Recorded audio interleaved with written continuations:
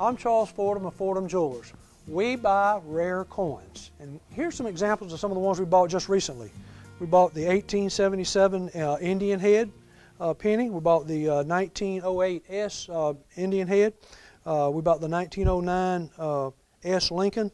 The SVDB, everybody knows that one's a highly collectible coin. A 1914D, a 1931S. We just bought this dime, is a 1916D. You see those books? That's the one that's usually always missing. When it comes to quarters, we got the in the Washington quarters, the two rare ones, the 1932D and the 1932S.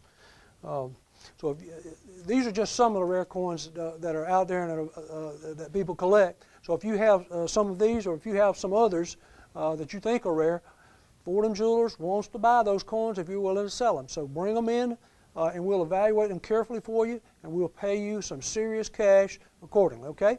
So bring them down to Fordham Jewelers on 3648 Mercer University Drive, or you can call us at 478-471-7081.